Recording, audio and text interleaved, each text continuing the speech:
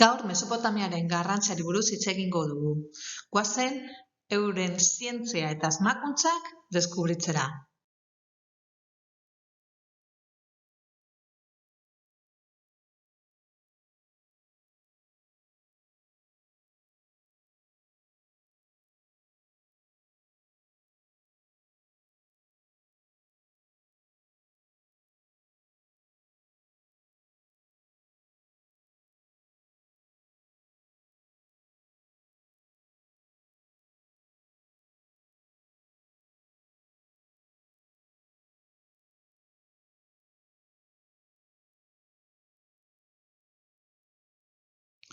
Dakizuenez, sumertarrek, mesopotamiarrek, idazkera asmatu zuten. Eta lehenengo alfabetoa ere, ugariteko alfabetoa da. Oso ezaguna da, munduko zaharrenetariko bat da. Idazkera kuneiformez idatziriko 30 ikurriz osatuta dago. Kristo aurretik 1400 urtekoa da. Eta gaur egungo Sirian aurkitu zen.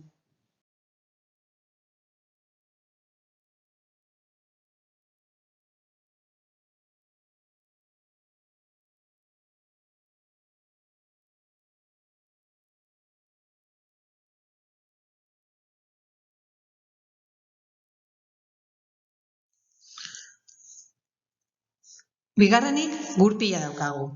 Oso simple izan arren, oso erabilgarria da, ezin dugu hori ahaztu. Eta Kristo aurretik 3500 urteko asmakuntza da gutxi gorabehera. Nekazaritza eta abeltzaintzaren garapenaren ondorioz, soberakinen garraioa errazteko erabili zen. Gaur egun, dakigunez, ezinbestekoa da gure garraiobideak edo garraiobide asko mugitzeko.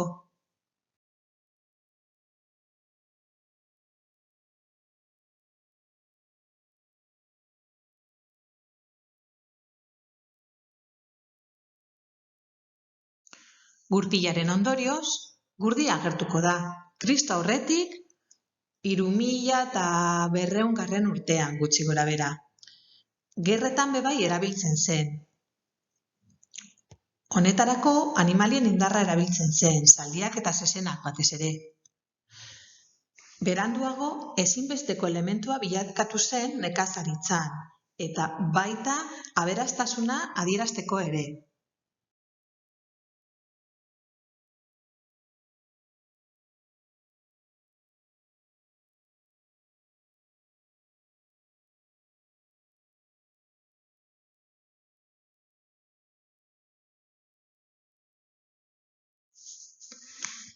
Garai berekoa gutxi gorabehera goldea da. Honek nekazaritzaren garapena erraztu zuen eta ekialde hurbiletik mundu osora zabaldu zen. Lurra prestatzea uzta hobea lortzeko ezinbestekoa zen eta goldeak ildoak sortzea lortzen zuen. Gizakia eta animalien laguntzarekin noski.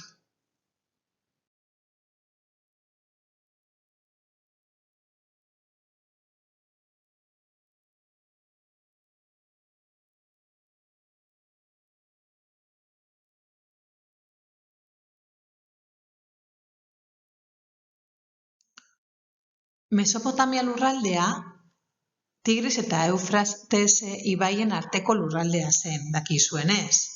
Eta bi ibaien artean egonda ezinbestekoa zen garraiobide sortzea, merkantziak eta pertsonak garraiotzeko. Modu honetan, ontzi mota batzuk sortu zituzten, adibidez, hemen daukazuena Gufa izenekoa. Oraindik erabiltzen da lurralde batzuetan.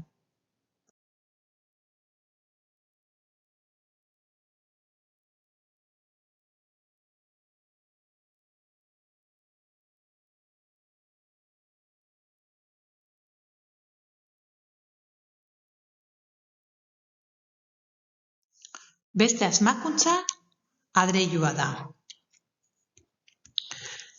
Harria oso eskasa zen lurralde honetan, baina lokatza oso ugari. Orduan, eraikuntza material nagusia adreilua izan zen. Pesozko adreiluak, hain zuzen, lastoa eta lokatza nahastean egiten ziren eta eguzkitan zikatzen uzten zituzten. Modu honetan, material hau erabiliz, Babiloniarrek eta sumertarrek ziguratak, jauregiak eta harresitutako hiriak sortu zituzten.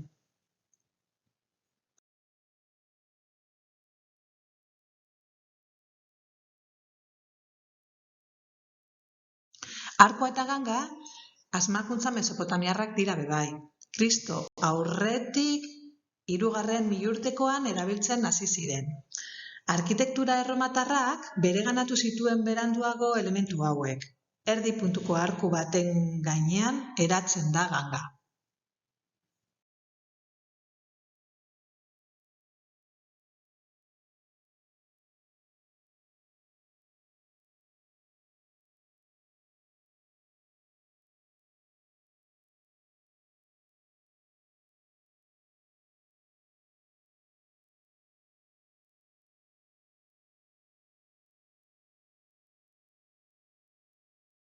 Garai berean, lurralde honetan, metalurgia garatu zen.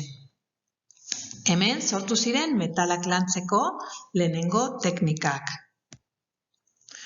Kristo aurretik 1200 urtean, burdinaren erabilpena agertu zen, apur bat beranduago.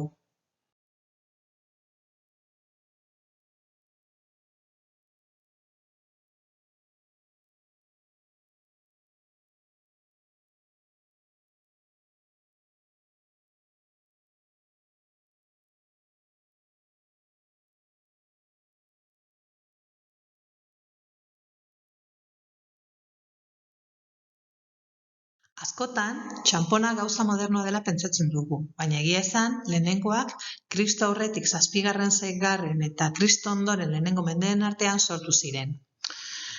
Baina non sortu ziren? Ikerketen arabera, Asiriako Sekeribek herrigeak sortu zituen lehenengo txanponak, eta gero herrialde guztietan hedatu ziren.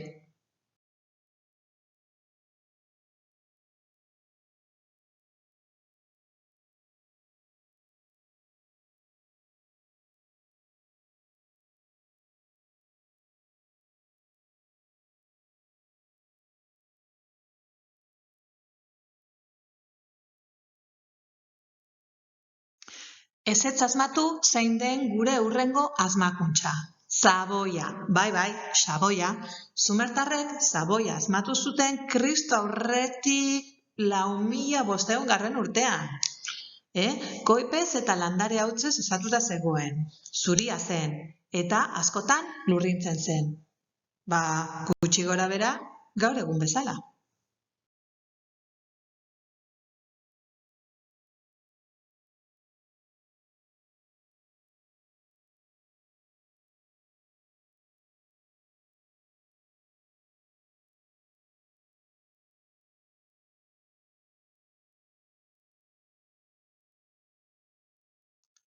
Eta beste bat, betuna.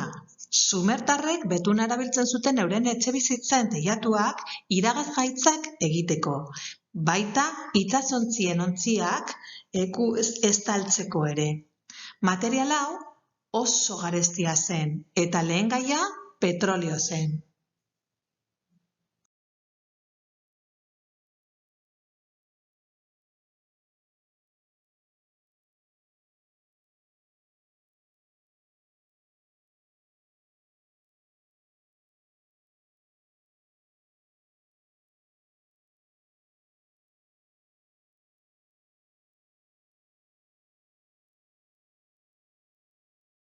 Ziur nago, badakizuela zein den zuen horoskopoa, ezta?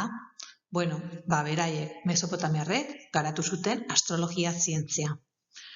Haientzat oso garrantzitsua zen bidaiatzeko, horregatik zerua ezagutzea ezinbestekoa zen. Gauzak horrela, zeruko izarrak taldekatzen hasi ziren, eta konstelazio zaharrenak asmatu zituzten, adibidez, Leo, Tauro, Eskorpio, Capricornio.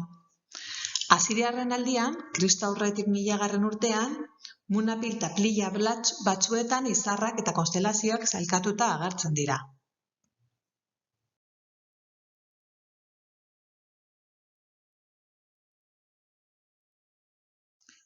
Egutegia, beste asmakuntza oso garrantzitsu bat da.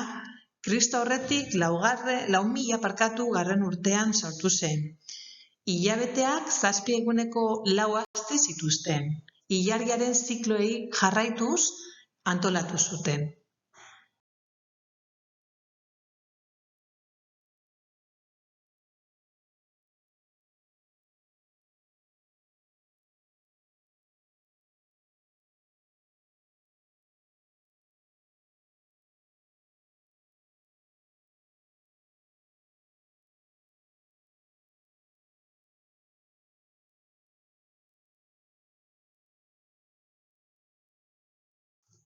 Eta matematikak, bai, matematiketan oso trebeak ziren.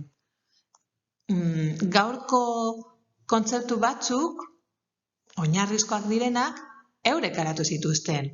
Biderketa taulak, zatiketak, erro karratuak, erro kubikoak, eta 0 zenbakia.